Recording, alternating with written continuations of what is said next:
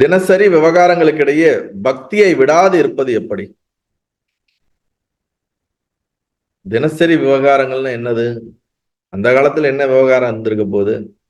காலைல எந்திரிச்சு தண்ணி எடுத்துட்டு வர்றது, சமைக்கிறது, வீட்டை பார்த்துக்கிறது. ஒரு ஆண்மகனாக இருந்தால் வெளியில போய் விவசாயம் பண்றது, தொழில் செய்வது, வீட்டுக்கு தேவையான பணத்தை சம்பாதித்து வைப்பது, இதுதான் அவர்கள் அன்றாட விவகார வேலை. இதுக்கு நடுவுல பக்தியை விடாது, இதுக்கு நடுவுல பக்தியை விடாம இருக்கிறது எப்படின்னு கேட்டிருப்பாங்க. இன்னைக்கு அப்படி கிடையாது. காலைல எந்திரிச்சோன்னா இன்ஸ்டாகிராம் பாக்குறது, ஃபேஸ்புக் பாக்குறது, வாட்ஸ்அப் பாக்குறது, யூடியூப் பாக்குறது, இதுக்கு நடுவுல எப்பயாவது வேலை பாக்குறது. கரெக்டா? இப்ப உலகம் அப்படிதான் போயிருச்சு.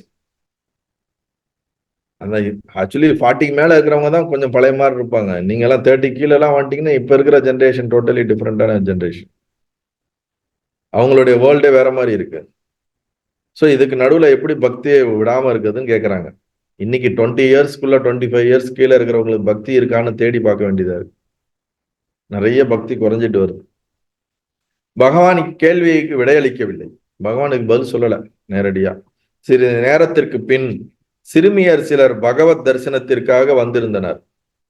அவர்கள் ஒரு பாடலை பாடி இருக்கிறார்கள். என்னன்னா, கண்ணனை உள்ளே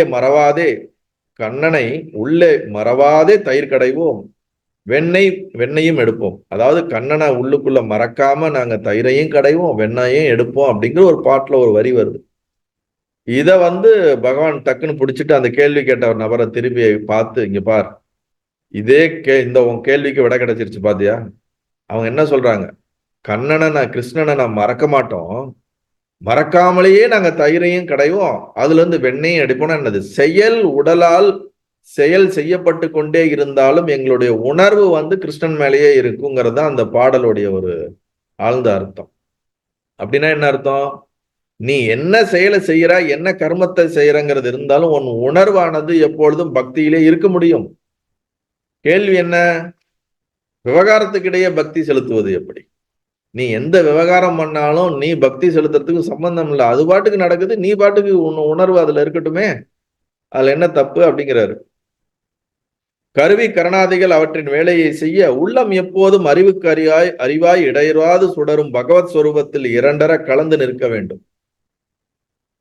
இதுதான் நம்மளுடைய மகான்கள்லாம் இருந்த ஸ்டேட். அதுதான். உடம்பு பாட்டுக்கு அது பாட்டுக்கு வேலை செஞ்சுட்டு போகுது, உன்னுடைய உள்ளம் எப்பொழுதும் இறைவனோடு ஒன்றி இருக்கட்டும், சரணாகதி உணர்வோடு இருக்கட்டும் அப்படிங்கிறார். அதுவே அனன்ய பக்தி எனப்படும்.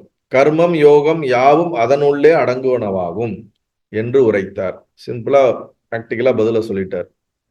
நல்லது.